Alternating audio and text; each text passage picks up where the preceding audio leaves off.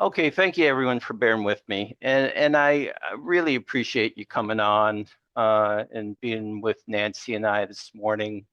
I also totally like the idea that this is keeping me indoors because I'm right now, I live in Wisconsin now, and outside it's snowing a little bit and the wind chill factor is -5. So instead of being outside snow blowing, I'm inside warm and with all of you. Um, this topic of multiple pathways over the years has become very important to me. So I love the fact that Nancy gives me the chance to come and talk about this.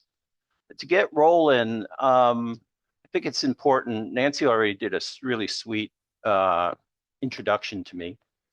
But I'd like to get some idea from those of you out there in Zoom land sort of your current roles. We don't have time for full introductions, but I thought if you put into chat what you see as your current roles. If I was typing it in there for me, I'd say probably trainer, writer, mentor. I still mentor a number of people, uh, while all the while also enjoying retirement too. So I guess I'm a retired person as well. So just click in some of the things that Mhm. you identify as your roles. It might be clinician, it might be recovery coach, it might be person in recovery, it might be family member of person in recovery, Are whatever. you seeing chat, Bob? No, actually, I'm not. That's why I kind of need your help on that. Really? Because Yeah. usually I could get that connected. CASA, Living Room Program Director, Peer Recovery, retired but volunteering mentoring. Counselor, clinical leader, post-release case manager with task. Oh, there you go. Yeah. Youth substance use prevention, another case manager with task, child protection, DCFS, health department, certified nurse. So we've Oh, got quite a excellent. variety. That Excellent. excites me. Yeah, I like the variety. Thank you for that, Nancy. That's Yeah. helpful because I, I always feel that one of the challenges of doing this on Zoom versus in person is in person, I tend to make connections with people very easily and find out where they're coming from and can target it. Here, this feels a little like radio to me too, because I'm just broadcasting my voice out there. So I kind of like to know who I'm talking to. Oh, we just had somebody working in a state's attorney's office and family community program, again, community health. Excellent. Excellent. I like all of those.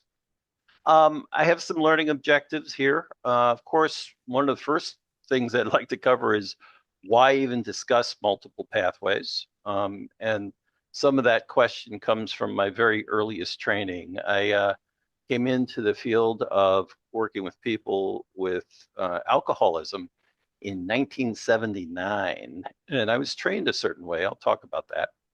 I do want to provide several examples of what I mean by multiple pathways. I think I cover probably about 7 or 8, maybe 9 of them. Um, Also, I want to include near the end, this is more the second half of the presentation, talk about, well, what are some of the healing principles that we found across multiple pathways? And then also, I think it's very important since there are so many choices in how people recover these days, identify how to help people choose what their pathway is. And I think as the webinar unfolds, you'll see why that's very important. I think it's a huge mistake if you're in the situation as a clinician to just write a treatment plan and think you can decide for someone how they're going to recover because many times that can be easily sabotaged. So we'll talk about that as well. Um, so as I said, 1979, I'm a second year social work student in my MSW, and I work for the first time for my internship in an alcoholism unit. And I was very green. I needed to learn a whole lot of things. I was not very young. Actually, I was already 29 at that time. but I was really eager to learn. And what I learned at Grant Hospital on the north side of Chicago was that people really need to go through inpatient treatment, and not only do inpatient, but they do outpatient and really extended outpatient. At Grant Hospital, our belief was that minimum 3 months and even a preference for 9 to 12 months to get you through some numerous stress periods of first year recovery. So very clinically driven first year recovery. Strong focus on the disease model. For those of you who may be not fully familiar with that, it's clearly looking at alcoholism as a medical condition. Um, if left untreated, it would be progressive and get worse over time. The belief was that total abstinence was necessary, that if someone even stopped doing some of the things that were recovery skills, a relapse would be pretty definite to happen, and that one drink will set you right back on the Jellinek chart. We had that Jellinek chart for disease progression, and you wouldn't start all over. You'd start right where you left off, even if you had some months of recovery. Very focused on Alcoholics Anonymous. We've often recommended 90 meetings in 90 days, getting a sponsor early on, maybe not right away, but pretty early on, and work in the 12 steps and all those other things that come with AA recovery. Even at that time, we talked about antabuse. For those of you not familiar with antabuse, it's not a mood altering substance, but it's a substance that one takes, a medication, I should call it, that if someone drinks on it, it interferes with the metabolism of alcohol, and people get what we called an anabuse reaction, which Mhm. was they get sick to their stomach, heart racing, a whole bunch of things. The idea was it prevents people from impulsive drinking. So that was it. I mean, it's almost like that would have been the treatment plan right there. Um, we really if people didn't want to do AA and say they just wanted to attend their church to get back to their original spiritual beliefs, we tried to actually talk them out of it in many ways at that time. I'm not proud of that. I'm just giving you a historic reference. I think what was going on at that time is that um, we really felt strongly in this model. It was set from a number of years of, some work in other hospitals, especially some things coming out of Minnesota, for example. It was sometimes called the Minnesota model. But the belief there was that, if you don't do it this way, the odds are you're going to relapse. We didn't necessarily have a lot of research to prove that, but that certainly was the strong belief going on. Um, so this singular focus, very driven clinically and very driven on the disease model and abstinence. Um, Many patients were really successful in doing this. I know a lot of people whose lives transformed, and they had wonderful new lives in recovery. Um, but it didn't work for everyone. And I think there's probably a number of different reasons why this one size fits all didn't fit all. Um, and I'd like folks to either write in chat briefly just some reasons why you think maybe that didn't work for everyone, or if people want to raise their virtual hand. Nancy, can you see a number of screens? Because I can't with the PowerPoint up. I can see the chat, Okay, but you can't see the various screens, can you? meaning what? I mean, the faces of people out there. No, Okay, so the no, virtual hand wouldn't help much. So put no. some things in chat if you want to. And I do have a slide identifying a couple of them, what I believe, but so I'll put that up while you're chatting. Um, One so, size fits all is doomed from the start. uh-huh. You can't paint everyone with the same brush. Oh, I love Oh, that. that's a good line. That's actually poetic. I'll take It that. is. I Oh, might and use then that it in my goes on next with book. everyone is different. Yeah, yeah. Yeah, that fits my first one up here. Individual preferences and beliefs. Um, Different cultures. nice, very important. I'll share in here at this point. You were talking about it being, everybody went through it. My husband, and 40 some years ago, went through treatment, and that was exactly what it was. What Sure. you just described as the medical disease concept. It worked, thank goodness.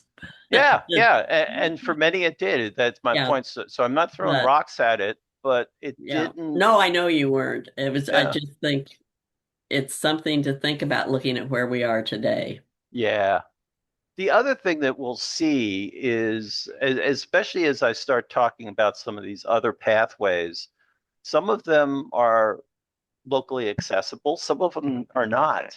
Right. So that could be an issue why we need multiple pathways. Yeah. Um, Last entry was the different cultures.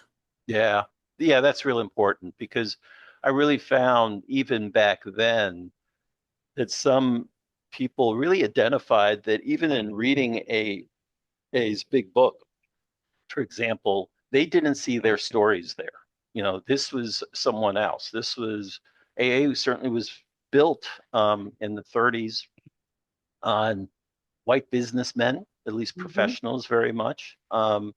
And we can see how that didn't kind of fit everyone who identified, who had different cultural identities. So I totally appreciate that one. Uh, Let's see. oh yeah, Objection to the spiritual piece of AA. yeah, that's coming up. Yep, yep. Um, and then, I also include here, the choice of a pathway could also be based on their previous experiences. If Hmm. someone had a negative reaction to their first few AA meetings, instead of trying some other AA meetings, they might expand the view and believe that they were all like that. Um, it might even be impressions that they learned from other people who told them what that was like. Um, Also, this last point, I want to just pause for a moment too, because this is, I think, a key premise in multiple pathways, is that one pathway may work best for a certain phase of recovery and a different one for a different Mm. phase. So if someone is even just kind of thinking about recovery, and this is kind of like recovery contemplation, that they may get a little taste of recovery somewhere, but it might not be the perfect thing to get them fully initiated and sustaining their recovery. So the idea that people may um, use one path at one point in time in their recovery and another path at a different point in time, or even use two paths at the same time, there's so much more flexibility than the model I was trained in. So that's the key Yeah, takeaway, I think, from these slides. I was trained in the same. Yep, yep.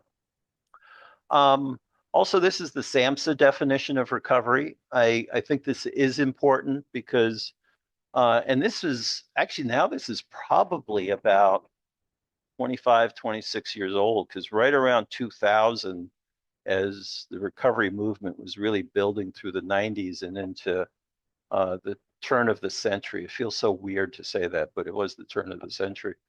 Um, SAMHSA really figured that they had to get in this movement and identify what they believed was recovery, and that recovery was clearly more than abstinence or sobriety. It described it as a process of change through which individuals improve their health and wellness, live a self directed life, and strive to reach their full potential. Um, and here, what I really want to highlight is actually these four dimensions, because I'm going to come back to them right at the end of the webinar.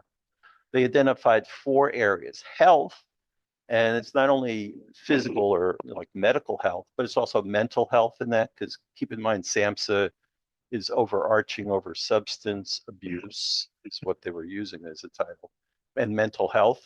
So health for the individual, home, and for home, they talked about stable living, but they also talked about relationships in that's one's home, and they meant home not only in the house, like that kind of piece, but home in the more figurative sense of who is part of someone's extended family, that kind of thing. They also talked about purpose, identifying that with recovery can come a new sense of life meaning and people having a sense of a hopeful future. Because very often when people are caught up in a substance use disorder, they don't feel that same sort of sense that the future provides a sense of something better.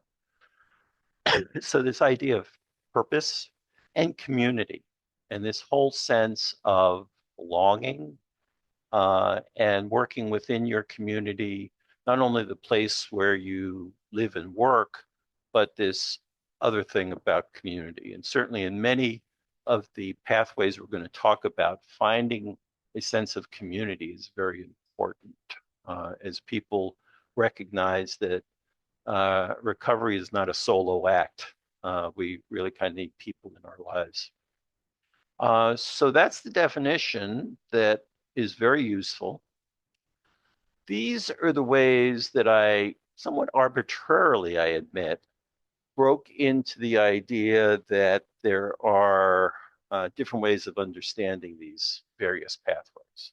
So I am going to take a look at a number of different 12-step groups, because there are many. As a matter of fact, we could probably do a whole seminar just on 12-step groups. Alternatives to the 12-step model. So a number of things emerged, for example, like Women for Sobriety. I talked about how AA was built primarily on males, and especially white males, professionals. Well, Women for Sobriety came along recognizing that women may need a different model for their recovery. So we'll talk about that and some others. Religious-based groups, and then other pathways. For me, this grouping is somewhat like a miscellaneous because there are many pathways other than those first three groupings that I mentioned. So that's where I'm going with that. And we'll get started on this.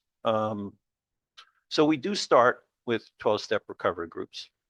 As I said, that's where my training started. And it's important to kind of see that as, in many ways, a starting point to expand our discussion from there, because it sort of begins there. In addition to Alcoholics Anonymous, of course, there's Narcotics Anonymous, Cocaine's Anonymous. We could have added Gambling Anonymous on there, Dual Diagnosis Anonymous. Since we're working with the Illinois Family Resource Center, I thought I should include Al-Anon and Nar-Anon to recognize that 12 steps also work for family members. We can take a look at adult children of alcoholics. All of those programs work on 12 steps. The 12 steps are indeed based on healing principles that are really spiritual values that as you look through the steps, each step has a specific spiritual value that builds on one before it. So along the way, we're promoting some self-awareness. We're certainly promoting accountability. The belief is not only as people improve their relationships with themselves, they also improve their relationships with other people and with their higher power. And with that comes that getting more of a sense of surrendering to a higher power as you understand him. And some people may resent the word him in that, but again, that's a Christian God that's been the focus of AA from the beginning. And it also comes around to service work too, that we only can keep it by giving it away. So these are all some basic, I guess, gifts that come through working and living 12 steps. I think what we also see there is the sense of peer support that goes back to that sense of community that was so important in the SAMHSA definition, that it's, Alcoholics Anonymous was built on one addict helping another. And that could be peers, that certainly can be sponsors, someone with more experience, helping someone understand what AA recovery is about. Literature, a ton of literature out there, and certainly still a heavy reliance on meeting attendance. The whole idea is you got to show up. If you want to get the gift, you got to show up for it. And certainly various kinds of meetings, speaker meetings, step meetings, big book meetings. And this is available both nationally and internationally. I'm involved in a men's organization called Victories, and I'm in a couple of different great men's groups. And one of them is a buddy of mine who's in AA recovery, and every other year he goes to Paris for a month. Nice life, actually. But he attends meetings in Paris for that month. It's just a remarkable experience for him to kind of walk into a meeting and still feel right at home, even though he's on the other side of the world, if you will. So nationally and internationally, um, seems like I want to say something else about that. Oh, another way to take a look at substance use disorders, and this is often said, this is not original with me by any stretch of the imagination, is that it's a disorder of disconnection. And certainly when we're talking about peer support, sponsors, being able to walk into a meeting anywhere and feel at home, that there are people who are welcoming you, that sense of connection and a sense of belonging is very key in making people feel comfortable on working this pathway. So that's huge. Um, and also recently, actually, this is more like, I think recently, like last year, really. Um, I used to talk a lot about connection, and I think connection is very important. That people were, walk into a meeting and feel like, oh yeah, I can connect with this guy based on what he says, or this woman based on what she says. But I think another step beyond connection is a sense of belonging, where you really feel like you're in the right place, that you are accepted by others, and that you can accept yourself to some degree, because that's part of recovery too, is learning to accept oneself. So this sense of belonging, I think, is maybe even a little deeper than a sense of connection. As we said previously in the chat, there's also some resistance to 12 steps. Some people don't like the references to God or this concept of admitting one's powerlessness over alcohol. A lot of times, I mean, that's the first step. We admitted we were powerless over alcohol, that our lives had become unmanageable. A lot of people can find a lot of things wrong with that very first step. And if they can't get out of the starting gate, they can't do all the extra work that comes in 12-step recovery and the work that provides the healing. So they may feel that their lives are not unmanageable. They may feel that they're not powerless, that they can, at times, they stop drinking. So how could they be powerless over alcohol? Maybe for a while they counted their drinks and could stop after three. So people can build a lot of rationale for why this isn't for them. Some people dislike the idea of having to show up for a meeting regularly. It's like, I went through treatment. Why do I have to keep doing this? I know I have to stop drinking, so I'm just going to stop. I've heard that before. And the idea of working with a sponsor. Um, some people kind of feel like they're almost volunteering to have someone shadow them all the time. That's not exactly what a sponsor is, by the way, but that's how they perceive it. It's like they're volunteering to, we'll say it a different way, volunteering to have a parole officer on their back all the time. That's not what it's about. I think a sponsor is certainly someone, as I said, with experience in AA who can be in some ways an ambassador to the whole culture of AA, helping people know what's the right meetings for them, helping people to understand the steps and how to work the steps, especially a fourth step. How do you do a fourth step, which is the moral inventory? Um, but some people uh, rebel against that notion. And some people certainly reject the need for abstinence and are very clearly thinking that, I my problem was I drank too much. My problem wasn't that I drank, it was just that I drank too much. Or my problem was I drank things like whiskey and vodka, but beer, that's like pop. I could drink several cans without feeling it. So, you get a lot of these things that become red flags for people around what the 12-step model is. If anyone wants to include any other resistances to 12-step model, you can include that in chat, and Nancy can take a quick peek at that before I move on to I can actually move on to this slide while you're doing that because this fits AA perfectly as well as multiple pathways perfectly. Bill Wilson, there are many roads to recovery. He wrote an article in the Grapevine, which is the Alcoholics Anonymous journal.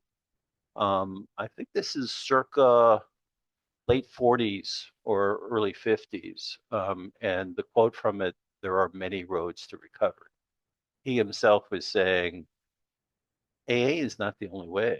You got to find what's right for you.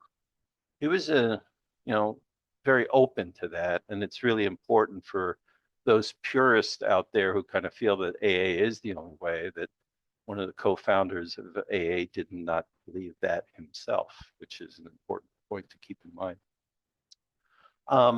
Any comments in chat?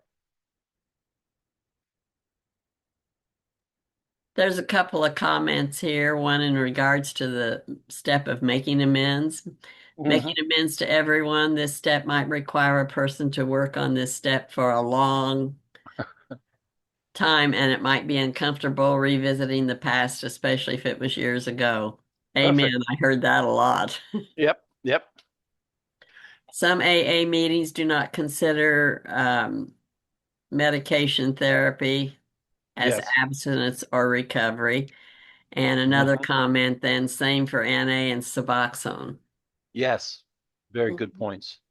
Yeah, I've heard a story now. I don't know if it's only a story or if it's actually, like if it's folklore almost. But many years ago, supposedly at a Baltimore NA meeting, someone got their year chip for their sobriety in the NA and thanked a number of people, but including the methadone program that they were going to. Mm. And she was asked to return her chip.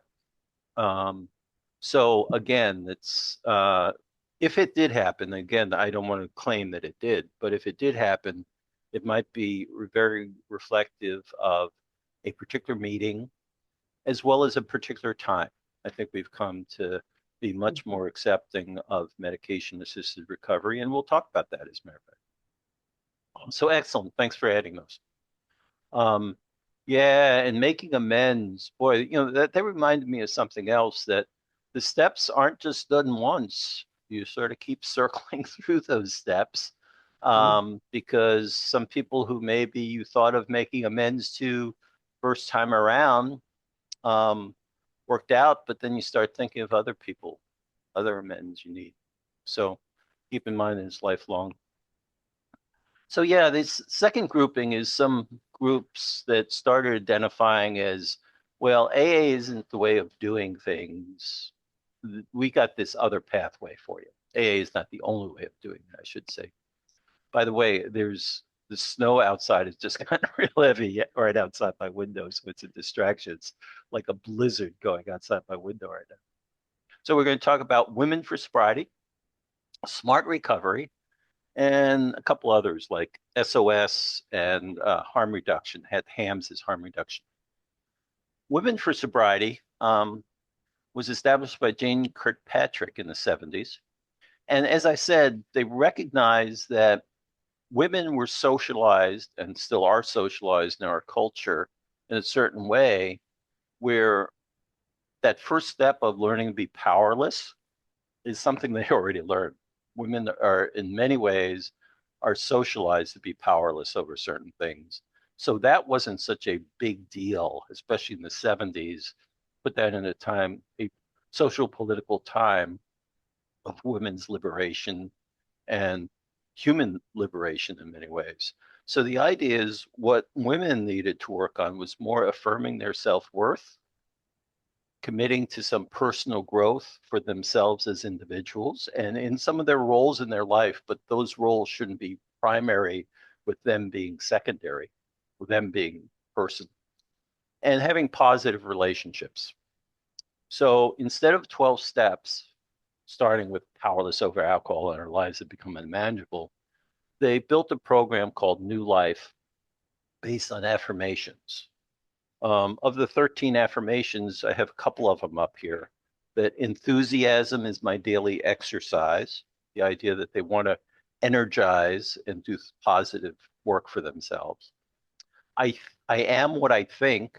I find this one really interesting because we'll see a little later down the road of this webinar that we start getting into smart recovery, looking at cognitive therapy in many ways. That what we think produces certain life experiences for us. So they're already recognizing in their affirmations that they have to erase some old tapes and put in some new tapes. There are others I'll give you examples of. I didn't want to put it all on the same slide because otherwise it would have really small font. Happiness is a habit I will develop. Negative thoughts destroy only myself. The fundamental object of life is emotional and spiritual growth. And one last one, I am a competent woman, have much to give life. Pardon the cough. Um, so basically, these affirmations help women recognize their full potential, grow toward that. And I mentioned that term full potential because once again, that goes back to the SAMHSA definition is what recovery is, the ability to start growing to your full potential instead of being limited in the role that society may define for you. So that's Women for Sobriety. And again, when I talked about um, local accessibility, unfortunately, I don't think that there's in-person meetings are all over the state of Illinois for Women for Sobriety. But I do believe that they have online meetings that could serve the purpose. Smart recovery, I'm sure many of you know about smart recovery, self-management and recovery training. Albert Ellis's rational emotive behavioral therapy, REBT, clinicians out there are probably pretty familiar about that with that. It is a form of cognitive behavioral therapy where we recognize that we may have certain thinking errors that produce problems in our life, and that if we want to behave better, we need to think better in order to behave better. Um, so they also reject certain concepts found in AA. They reject the steps. They think that we don't have to work through those kind of steps. They don't really see the need to reflect on one's past, which happens a lot. If we're talking about making amends, like in AA, of course you're reflecting on your past. Or when you're doing your fourth step, you're reflecting on your past. Smart Recovery said, no, that's not needed. You are who you are right now, and that's what you're going to be working on. There's no need for ongoing attendance, but this support group is there for you when you need it. The support group is also chaired by someone who's trained in smart recovery. So, in many ways, it even may look like a treatment group because there's also, in AA and NA, they suggest no crosstalk. There's not going to be these open group discussions about someone's issue, but that is very much part of smart recovery. And back when I was working um, in our professional, especially working with clients very directly, many times that's one of the things they said they liked about smart recovery, that it felt like the therapy groups that they were in with us because they could get perspectives from everyone and they like that action of sharing. Um, their focus is really on enhancing motivation, as I said, correcting that faulty thinking and acting more responsibly. That's what it all goes down to, that we have to change how we think in order to behave more responsibly. So that's smart recovery. Um, I'm going to do a couple more slides before I give you this short mini break in between. SOS, secular organizations, and there's a number of different ones, but they fall under this umbrella. As you see, this started in the mid 80s. Um, there's some similarities with AA because they still believe in abstinence and they believe in personal growth, but they don't like the religious tone of AA, especially found in the steps. They also don't believe in the disease model. Um, there was really especially looking at this time in 85, there was beginning of a pretty strong pushback to the disease model because it seemed so narrow in scope and recognizing that maybe not everyone who has experienced a substance use disorder has the quote, the disease of it. There might be any number of contributing factors why someone has for want of a better word, a dysfunctional relationship with substances. So the idea was we don't need that. That gets in the way because that feeds into a number of other kinds of things like, well, if this is a disease, why do I have to go to all these meetings? I should just go to a doctor, get a prescription, and I'm okay. It's like, is this a medical model or isn't it? Um, so that secular organizations really tone down the religious concept and tone down disease, but otherwise still believed in abstinence. Um, Harm reduction. HAM stands, as you see, for harm reduction, abstinence, and moderation support. There is a program called moderation management, which has sometimes been controversial for any number of reasons, but it's the same idea that I don't need to stop using. I just have to use in a way that's more manageable. Um, Around harm reduction, the belief was that, yeah, it's an acceptance of the fact that my use of various substances may cause some problems.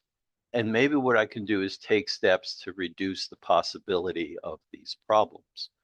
Early on, we talked about designated drinking, designated drinking, that's funny, designated driving. Um, and the idea that to reduce the number of alcohol related fatalities on highways, um, if people are going out for a night of drinking, instead of everyone watching what they're drinking, one person stays relatively sober to drive everyone else home. That's harm reduction. Um, which, by the way, here in Wisconsin, there's still a very high rate of alcohol related fatalities. No joke there. But there were other kinds of things too, such as I have listed here needle exchange for intravenous use. Um, some people felt that having people get new needles was actually supporting uh, heroin use and other substances that might be done via IV. But the real idea is that this was a community health crisis. And the idea is clean needles help people start taking charge of their life a little bit more, and they become steps toward making better and better decisions. That's where that phrase came up, any positive change. Um, Back when I was working more in the Chicago area, I was working with the Chicago, not working with, that sounds employed, but partnering in many ways with the Chicago Alliance that did needle exchange. I really came to understand what a valuable service they were providing because you have to help keep people alive if they're going to have any chance of recovery. And by the way, that fits well with fentanyl test strips too. People got to know what substances they're using, or else they can get in very quick trouble with that. And around harm reduction is the idea that you help individuals set personal goals for what they want to do differently toward this positive change, and they help them evaluate their progress along that way. I got a slide here that I just want folks to think on and chat real quickly, and this should be a quick answer. Harm reduction is not well accepted throughout the United States or Illinois for that matter. So just on a scale of 1 to 10 in chat, put in how does your local community generally, I know this is maybe an arbitrary number, but generally view harm reduction. Type in 1 for not accepted, 10 for fully accepted, or any number in between if it's kind of like a partial acceptance. We won't spend a lot of time on this, but I just wanted to, Okay. This is yeah, very varied. There's an 8, a yep, 1, yep, 6, 6, 5 to 7, yep. 7, 7, 5, Hmm. 7. There's a lot of sevens. Well, that's good. That Yeah, it means that is. we're leaning that way, which is very important. But there's that reality that it's we got a ways to go. I promised people a break about halfway through, and that's about right where we are. We're 17 slides down and about 17 to go. And I don't think the last 17 are going to take quite as much time. I can pick up the pace in a couple of them.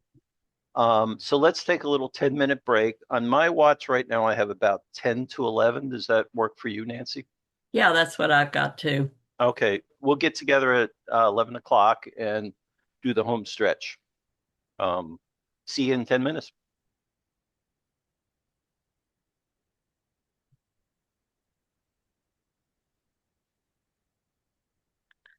I've got a quick message, Bob. Sure.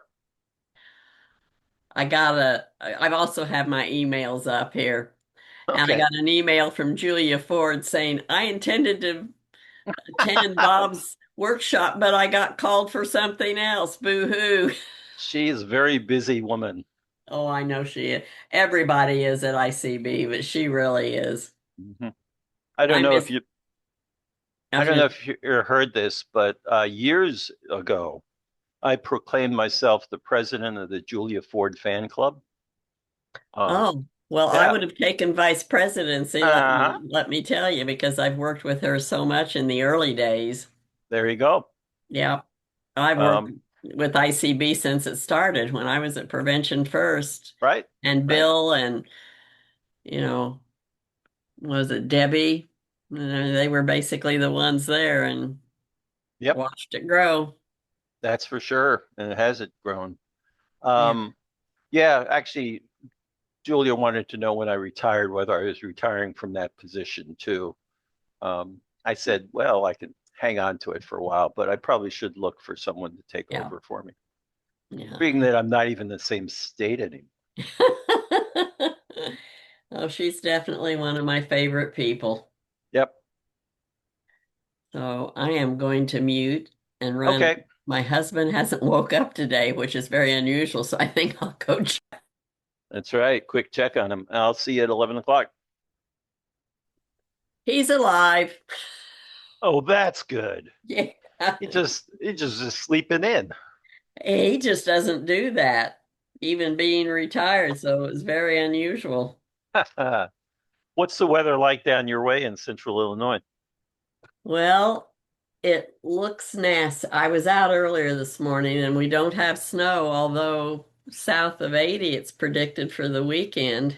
Uh-huh. And I'm going to the Illinois, to the Teen Institute, the winter one in Oh. Bloomington. So we may hit some this week. I'm taking my 8-year-old with me. Nice. I want her to see kids that are healthy and doing good things. And we're doing a youth survey, so it's real informal. Oh, okay. Yeah, I was presented at one. I can't remember how long ago that was. I think it was in St. Charles. And it was just incredible to see that just so much positive energy Yeah. around me by youth. And even My, they put me yeah. up in the hotel. That's the old Pheasant Run Yeah. hotel. Yeah. And the kids were also on that floor. They just kept their hotel room doors open, and it was like living in Uh-huh. a dorm. Like they were Yeah. all over the hall and stuff like that. And it's just really, actually, it was pretty cool because there was like I said, positive energy. I'm real okay Well, with positive energy. my first experience, I was a co-director and then a trainer from like 1982 is the first time I went when Fred Leeds was the Oh, director. wow. Yeah, that I goes way mean, back. Fred lived here in town. We raced with him. We were friends. And then I became a co-director with Denny Hutchings and did that for several years. And then I became a trainer. So we moved from the camp, the Allerton Park camp, to Bloomington, to Illinois University. It wasn't the state university or whatever. Yeah. Then it went other places. And after 12 years, 15 years, I pulled out. Now they hold the big one in the summer 2 miles from my house at Eastern Illinois University. And when I can, I go over and say hi, but I like going back to this and seeing how it's changed. And I can remember Fred pulling knives out from under the mattress of some of the kids that came in the early days. And, Oh, wow. the kids that were sent were not the goal, but you don't know that till they get there. That's right. But Wow. I'm sure it changed a lot of lives. I'm sure it did. So that's what my Friday and Saturday is going to be. I'm looking forward to it. So, Yeah, that sounds like a good experience. well, I thought Julia sent me another message, but it's not showing up on my phone. And I've got 11 o'clock, so I think I'm gonna get started. Yeah, Okay. yeah, I do too. I was just getting ready to say that, exactly that. All right. Um, Hope everyone enjoyed their little break, and I doubly hope that you're all back with me now. Um, as I said, one of the subgroups that I have here is religious-based groups. So we're going to talk about Celebrate Recovery, Refuge Recovery, and Dharma Recovery. The last two are closely related, by the way. Talk about that. And this is kind of be a brief section. So, like I said, it's even though we have 17 slides, we have time to get through this. Many of you probably know Celebrate Recovery. I know it's pretty popular in Very Illinois. popular in our Yep, area. yep. And goes back to 1991 from Saddleback Church.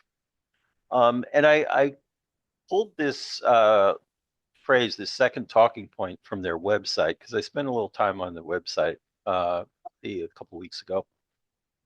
And they described their group as providing freedom from hurts, hangups, and habits through a relationship with Jesus Christ.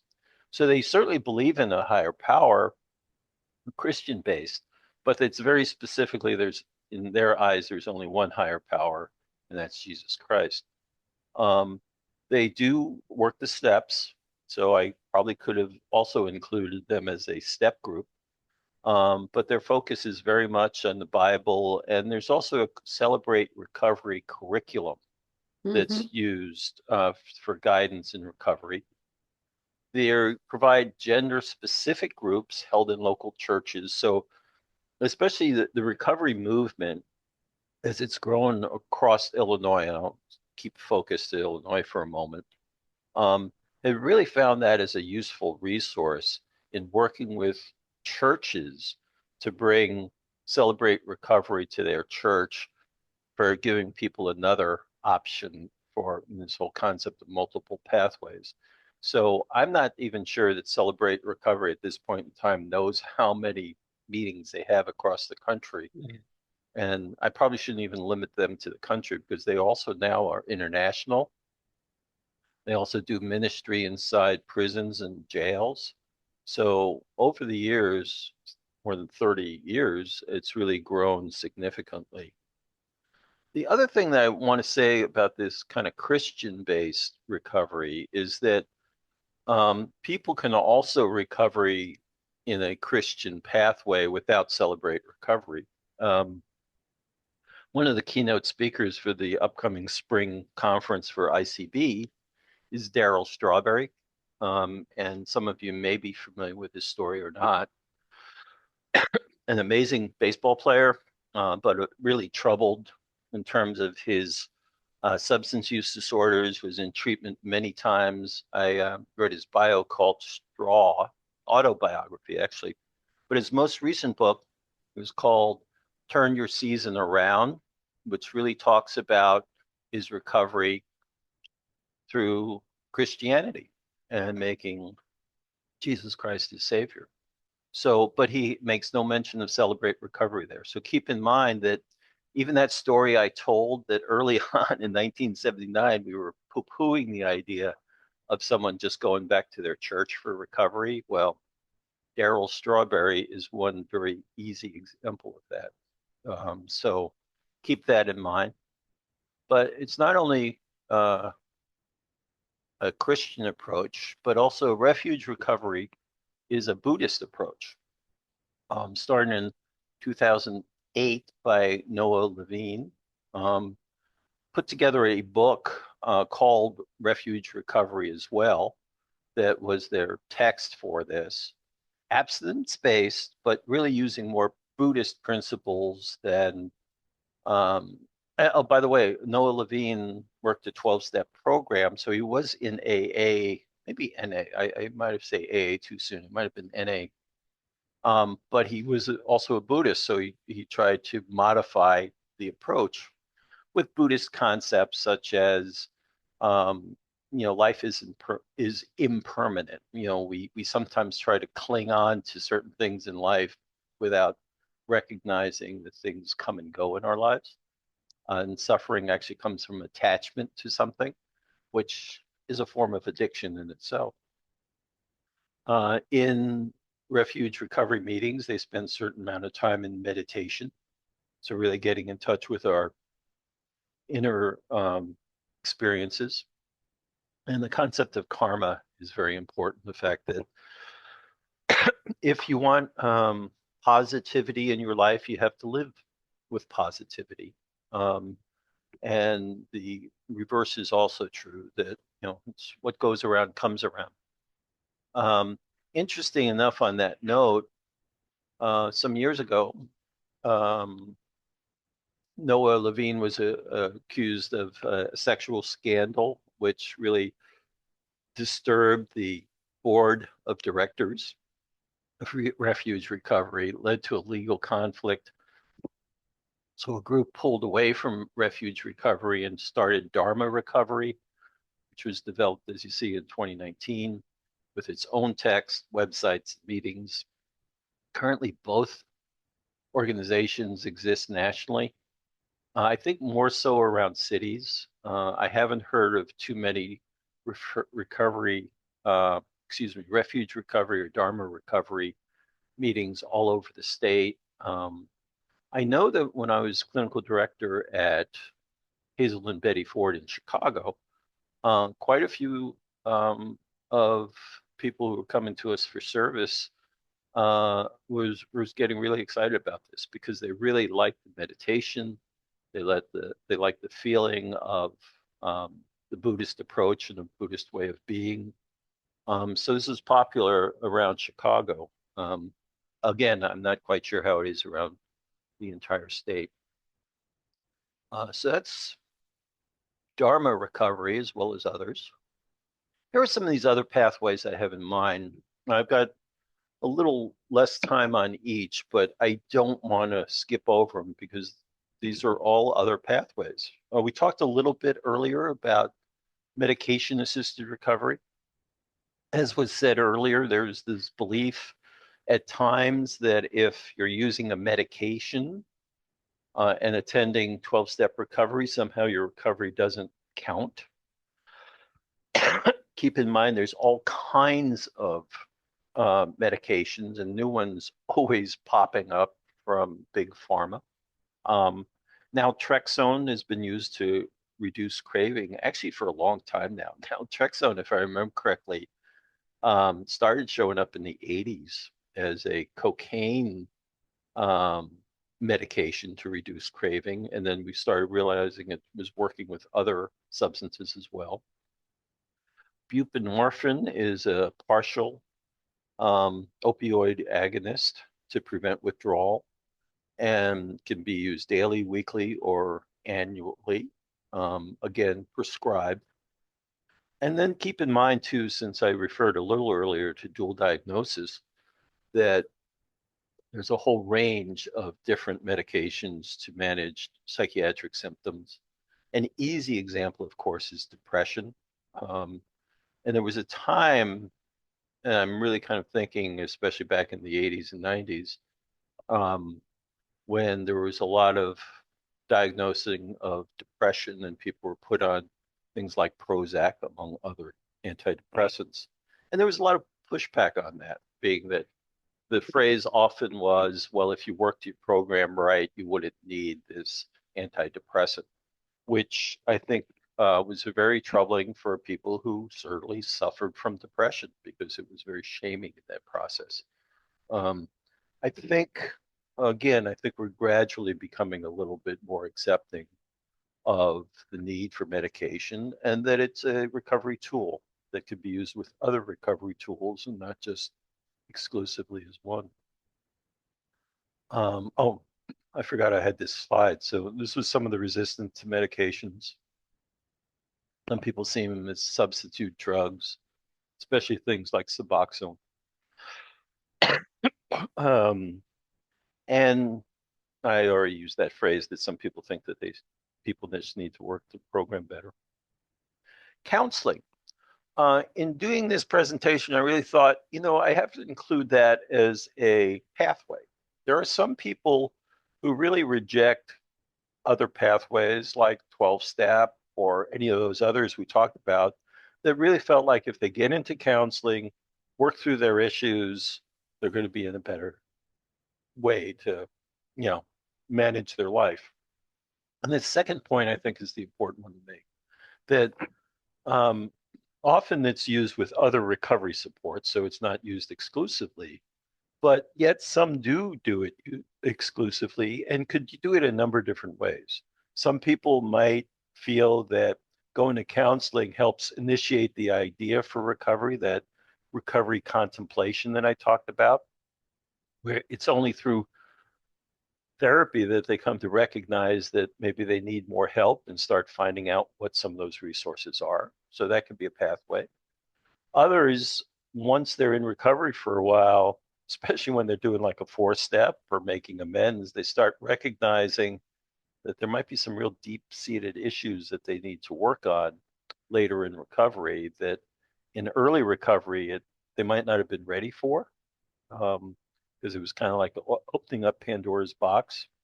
So counseling can be used at any number of phases of recovery. It certainly promotes self-awareness, this ongoing support for change. And there's that word accountability that keeps coming up. So that's part of the story as well, too, of course. Recovery apps. I got to tell a story on myself here on this one. And Nancy's already heard the story. When I did this for Nancy last year, this was not in place. Um, I didn't have a slide on this. And as a matter of fact, when I first sent her my PowerPoint slides, which were slightly revised from last year, sent them probably right after the new year, this was not on there. And then I had a buddy from my men's group uh, text me last week, end of the week, asked me what my view of was on a certain recovery app called Reframe. And I thought, I got to talk about recovery apps in my multi pathways presentation because they are real. They're there. And the fact that I was trained in 1979 made me a little blind to the fact that maybe we're living in the 21st century. And I own that myself, as sometimes I could, even though I see myself as a lifelong learner, I still see myself as old school sometimes. Keep in mind, recovery apps have a huge continuum of what they do. Some offer online therapy. One of an example of that is BetterHelp. Really, it's an app, but it's really a counseling app. It's clinical. I can even think Hazel and Betty Ford has had an app for years too. So you really start with some level of care and then move on to an app to help support your recovery. But that's both clinical and non-clinical, actually, for Betty Ford. Some of these, actually, many of the apps have sobriety counts. So you put in your date of sobriety and they'll tell you how many days, hours, even minutes of sobriety you have. They have group chats in some of these apps. Recovery Box is a good example of that. I've also just recently, as recent as yesterday, come up with another one who someone recommended to me called Sober City app. It highlights 365, so each day of the year, um, daily prompts, and they cover the slogans found in AA, certain values of recovery. They have a short prayer, and it's also done with a certain degree of humor. Um, and if you go to that website, Sober City, um, you also see that it's really aimed at a much younger crowd too, probably the 20s or 30s. Um, and that's good because I think sometimes we really miss reaching out to that target population. Um, so that's another one. Um, Daily affirmations, there's a 24 hours a day, which is very much like the meditation book done by AA. And then I mentioned this reframe that someone mentioned, asked me about, and I went to check it out and found that it was offered ways to reduce drinking. And if you wanted to reduce it totally, you could, but there was really a tone of, moderation management in that. So this goes back to our comments about harm reduction. Um, so these recovery apps, as I said, really span the full spectrum of what you could look for. Recovery apps may be used exclusively without any other tool. In some cases, may be indeed used with other tools, like I said with Hazel and Betty Ford. Um, and once again, could be used at various stages. For some, like I was thinking and talking with my friend, reframe is he's a therapist and his client was interested in doing reframe and didn't want to go to any those meetings, quote unquote. Um, I thought, well, maybe this gives him a chance to see a little bit about what change is like if he even starts reducing his drinking and see how his life gets a little different. So there might be a value in it. Recovery coaching. Certainly, Nancy and I are well aware of the movement that has generated a whole new realm of our profession. Non-clinical support by people with lived experience, typically, um, and it helps reduce barriers to recovery. It provides a sense of modeling, role modeling to let people see what recovery looks like. People who are allies to people seeking recovery become living symbols of what recovery can do to someone's life. So there's mentoring, very much community based, and doing a whole range of recovery support services that aren't specifically clinical, like I say. Um, Back when I was at Task, I was a deputy director there, but I was a SAMHSA grantee for a program called Restoring Citizenship with working with men and women coming out of the correctional facilities. We had a support program called Winter Circle. Some of you may have heard of that, may know it well, actually. But we also did a whole range of recovery support services for men and women coming out of corrections. A clothing closet, used clothing closet for people who needed, you know, get some new clothes, especially for a job search. We had a range of different things in helping people get their state IDs again, help them sign up for to vote, a whole range of different things. So recovery supports services sometimes remove barriers to recovery, and recovery coaching is a wonderful thing that I see has really turned around our overall field.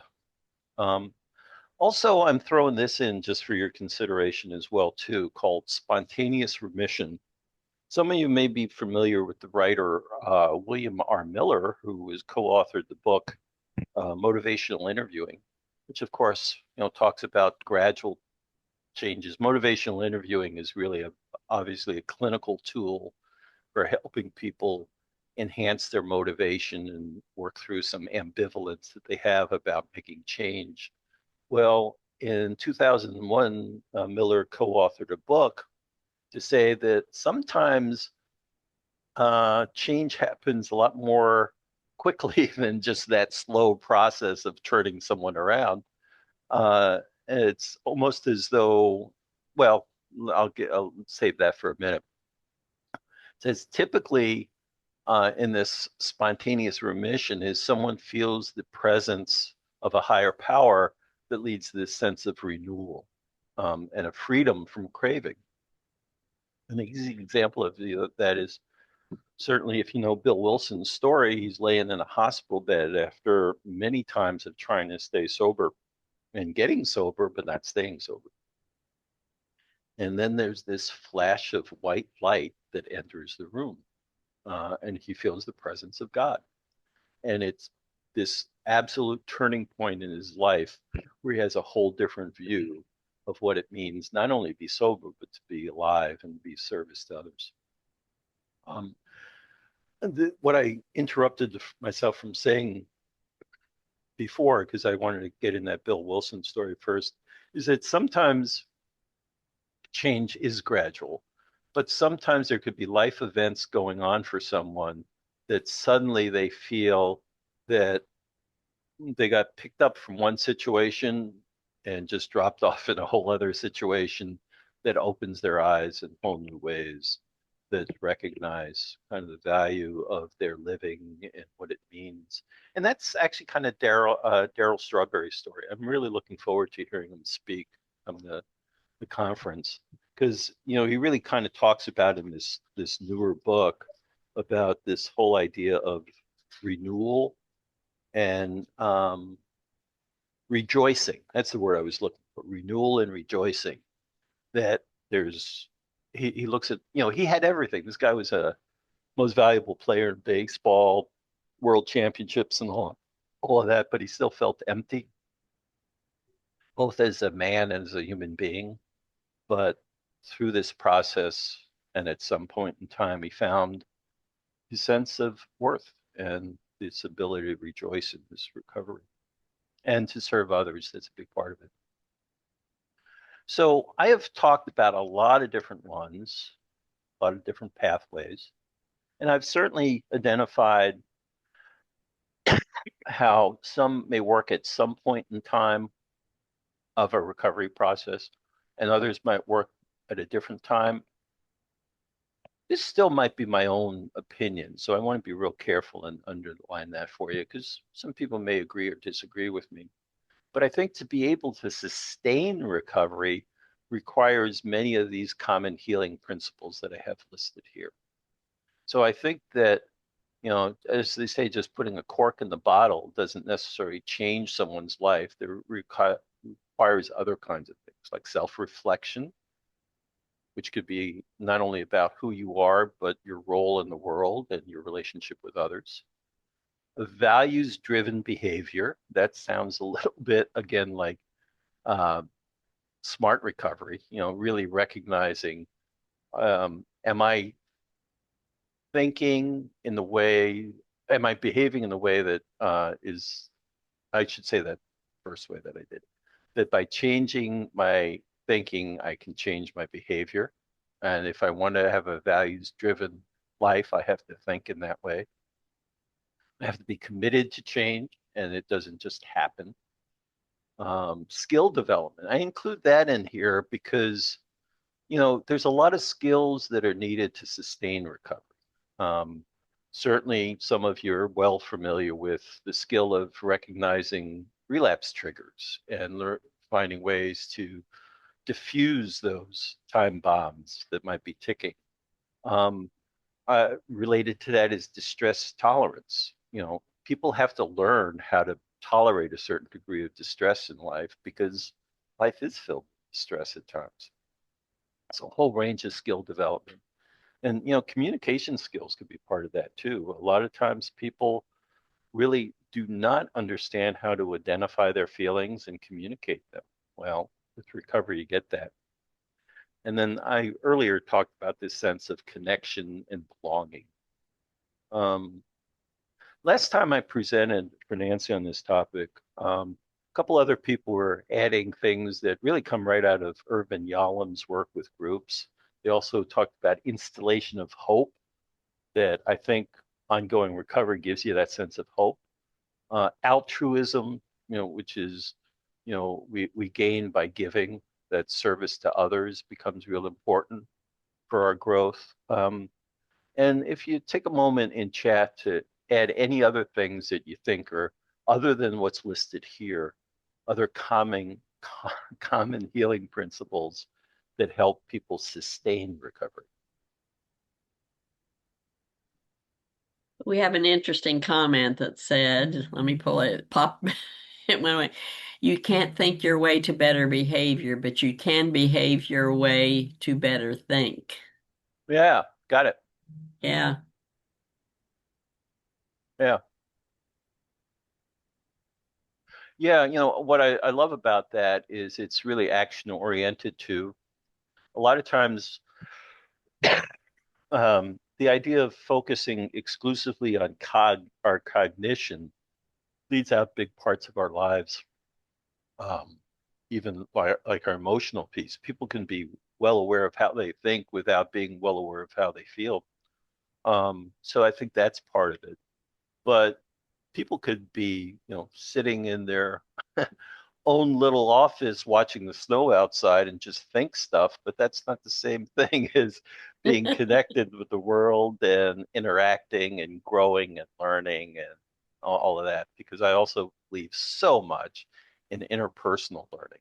Um, Even in my retirement, tried to stay very connected and learn not only from all the books that I love behind me, but also in my men's group with people I still stay in touch with who've been colleagues for many times, with the men and women I mentor.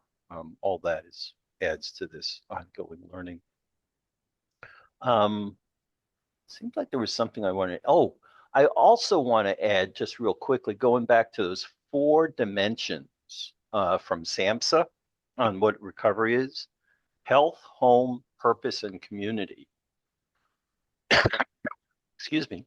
I truly believe that to sustain recovery, you really need to have some improvement in those areas, because otherwise, yeah, you may initiate recovery. You may get on an app and start changing some of your drinking behaviors, but that doesn't change all four of those dimensions. There's so much more involved, and that's why I had this list of common healing principles.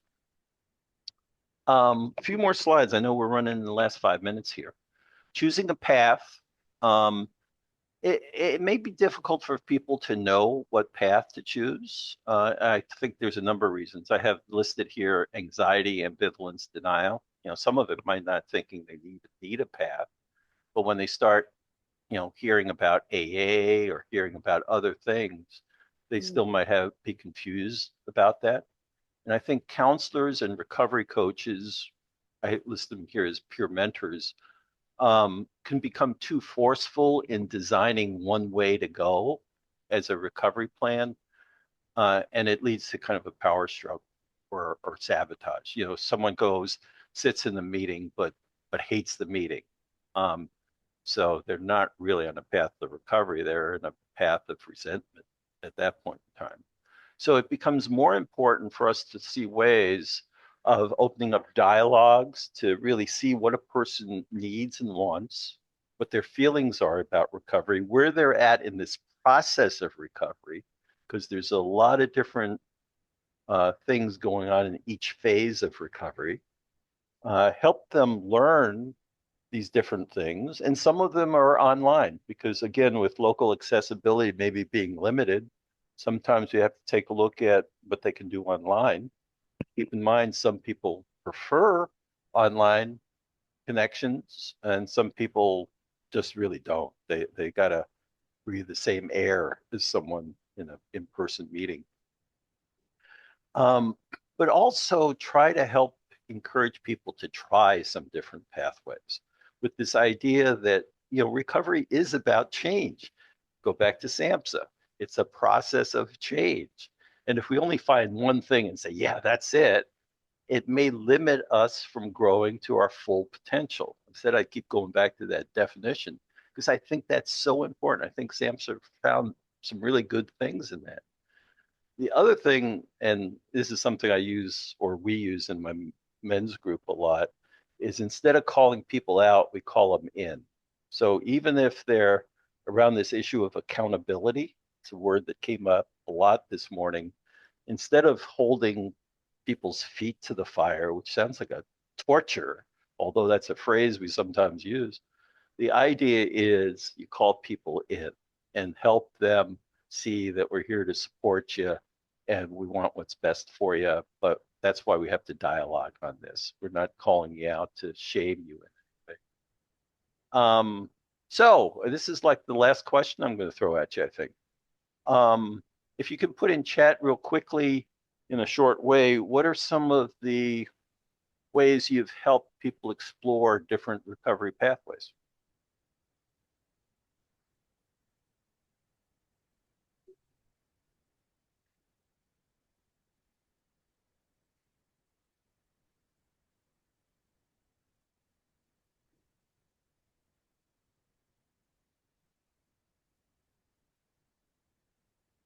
Anything popping up yet, Nancy?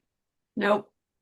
I might have worn you all out, and I know we're running. Okay, here we go. Okay, Education about different support groups excellent. through through peer-to-peer support, encourage Yes. different options, being open and honest about the different ways and educate them. Hmm. Good. That's the stuff. Those are the very things we need to do. Expose them to different literature regarding smart recovery. Oh, Encourage if one does not work, try another. that's it. Help them to identify the tools that they can personally use that works for them and support them. Yeah. I'm going to jump back just briefly to the idea of literature too. That's a great suggestion because instead of just saying, okay, well, try this meeting, try that meeting, Hmm. try this one, which works and it's valuable, but sometimes it's just a matter of also picking up Okay. literature, going online, visiting different websites. Okay, here's a couple of good ones. As a social worker with family member in recovery, I think my biggest contribution has been to stay out of the way during their chosen recovery path, and I attend Al-Anon. Nice. Acknowledge everyone is different. Yep. No one is restricted to just one pathway, AA plus SMART plus therapy plus MAT. Yeah. Yeah. Yeah, use motivational interviewing to help them come up with what they think would be the best plan. Nice. Yeah, Yeah, that's a good addition there because that's what motivational interviewing really is right, about. As I said, help people work through their ambivalence, but they're ultimately making up their minds, making their right. choices. Excellent. Yeah. Um, any other questions or comments? That's what this slide is about. Because I think we have maybe 10 seconds left. I was close. I was hoping to get all of this in. Oh, I think you did. What I will say is when we sign off here, there will be an evaluation that'll come up from Zoom, but either today or tomorrow, I will be sending out a Google evaluation that'll be more in depth and it asks for feedback from you on what you need in the field too. So Nice. we'll be getting that out and then the certificates within 2 weeks. Oh my gosh. Lots There's of that. thank yous, thank yous, thank yous, thank yous, thank yous. Well, thank you all for being with me throughout the morning. I know Nancy did a sweet little commercial for my first novel, which is a big deal for me. And that's just another picture of it. That's also my email if you want to reach out to me. BobCarty67 at Gmail, an easy one to remember. Yeah. I It's will a good also, book, folks. thank you. I will also be at the ICB Spring Conference presenting on men's issues. And I have a booth there too. So hopefully maybe see you in person instead of just on Zoom. I'll be there too. I told him that I would stand in the exhibit room since we have one and tell everybody how good his book is. Thank Thank you. you, everyone. I so appreciate all of you, and it's nice to see new names, and it's great to see names that we see on a regular basis. Be safe, stay warm, and I hope to see you on the 29th of January. Bye bye. Bye, Bob, and thank you.